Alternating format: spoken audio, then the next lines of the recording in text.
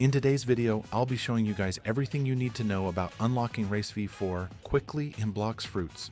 I'll show you each step and how to complete those steps fast in today's video. So let's get straight into it.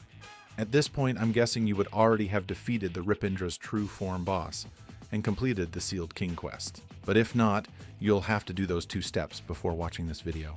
So I'll leave a link to the wiki page if you don't understand what to do. Now, the first thing we'll need for V4, other than the 2 things I mentioned, will be the Mirror Fractal. You can get this as a drop from the Dough King boss, but to spawn him, you'll first need the Cake Chalice. To craft this item, you need a God's Chalice and 10 conjured cocoa, and we'll be going over how to farm the cocoa first. I'll be showing you 3 ways to farm cocoa, meaning all of you guys should be able to do at least one of these. First of all, come over to this rock, and for this first AFK method, we'll be using the Buddha sword glitch. If you don't already know how to do this, simply shift into your Buddha form. Then while unshifting, hold out your sword, and they should be giant. This makes the sword hitbox huge, while keeping your character's hitbox small, which is perfect for farming. Now just use an auto clicker, and I'll leave a link to the one I'm using in the description. Turn the auto clicker on, then you're done. You can leave this overnight, and even though this isn't the most efficient method, it'll still get you a bunch of cocoa. And if you were wondering, you need 10 cocoa in order to craft the chalice. For this second method, I actually can't show you it, but you'll need awakened dough in order to do it, specifically the 5th awakening, which upgrades your M1s.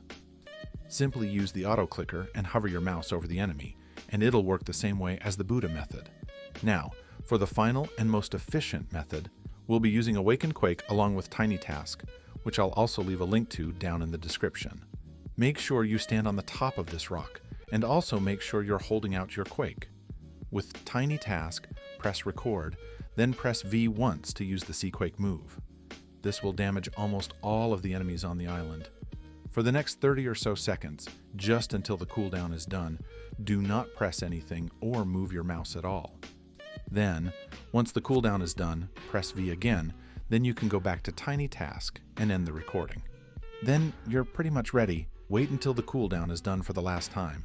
And once that's over, you can press play on Tiny Task, and it'll automatically use the Sea-Quake move for you over and over again.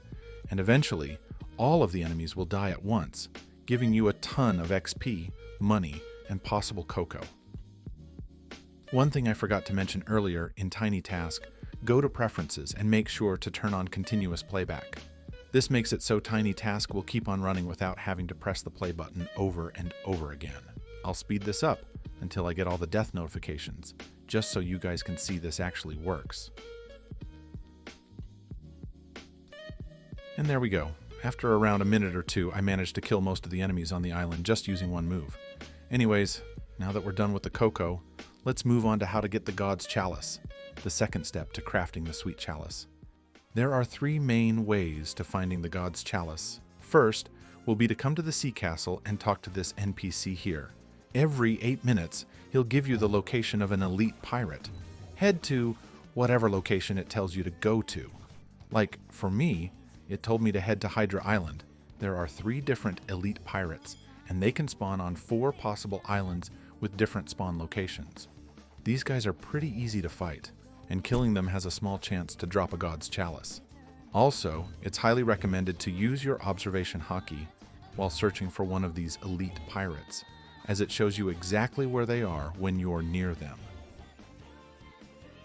You can kill them, then wait another 8 minutes or so for the next elite pirate, and keep farming them like that.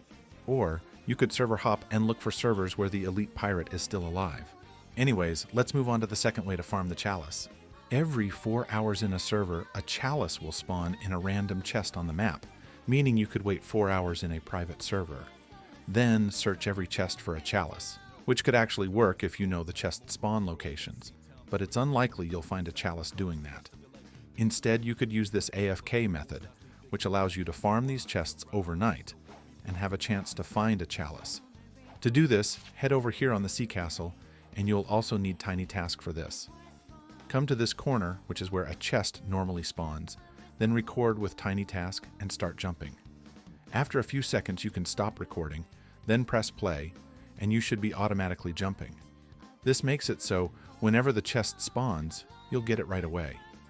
Also, remember to turn on continuous playback in the preferences. Now, you can leave this on overnight, specifically in a public server, since there will be less time you have to wait till the next chalice spawns.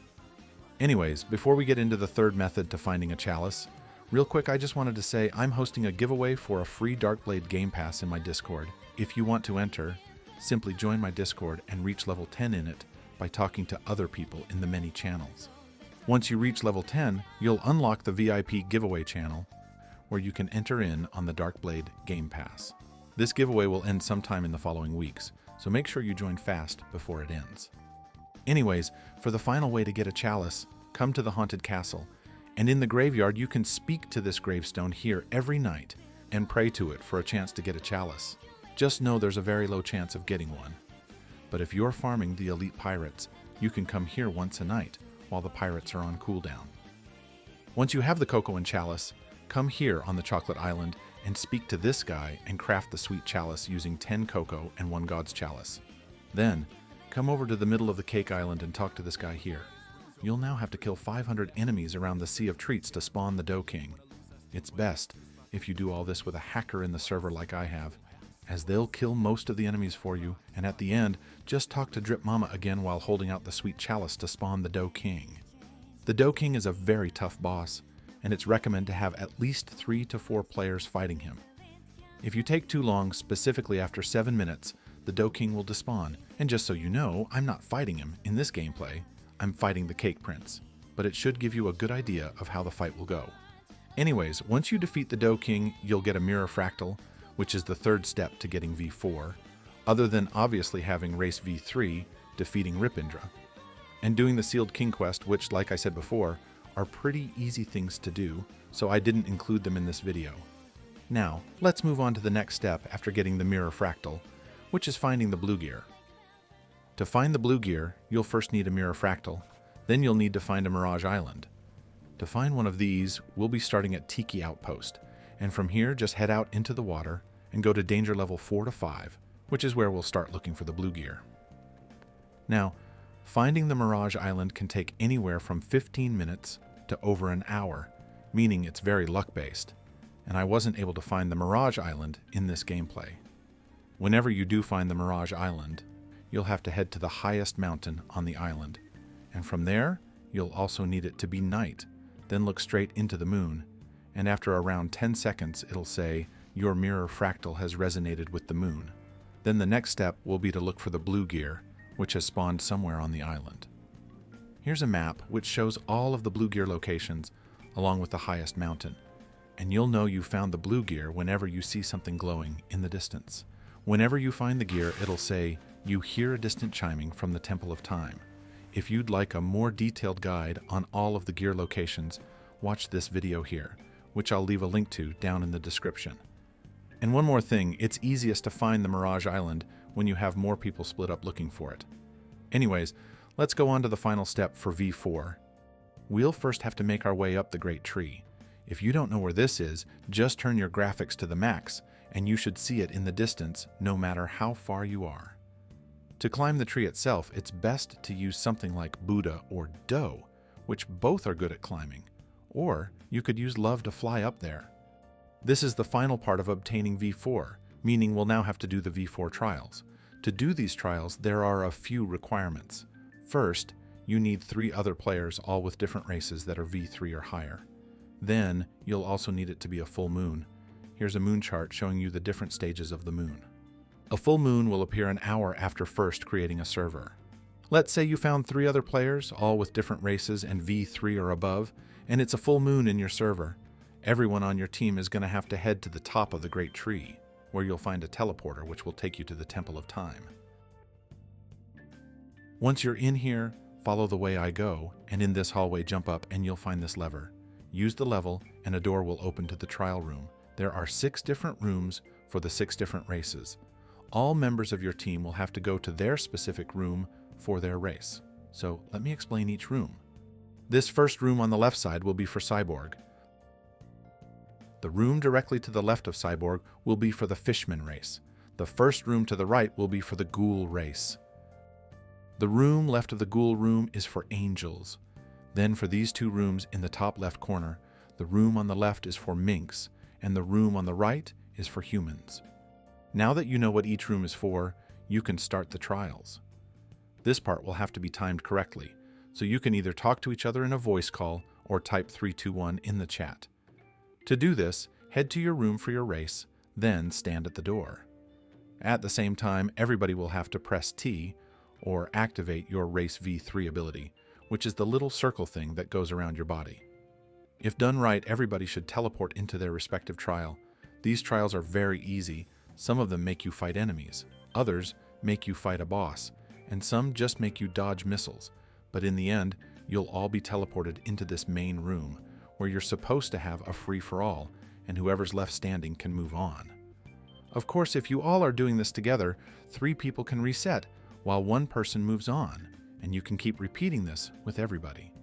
Once the last person is alive, you'll now have to head over to this room here and head up the stairs. Since I'm not in the trial, I can't show you, but you'll have to walk up the stairs, and at the top will be a clock where you can unlock Race V4. From there, you can keep repeating these steps with all your members, so everybody can unlock V4. After unlocking V4, you can train to upgrade your V4 even further with fragments and time in the awakening state, but I won't be going over that in this video. Anyways, hopefully I helped you with unlocking V4 fast, and if I did, leaving a like and subscribing would be greatly appreciated, and it would help out the channel a lot. If you have any questions, leave it down in the comments below, and I'll try my best to answer them all. Anyways, see ya.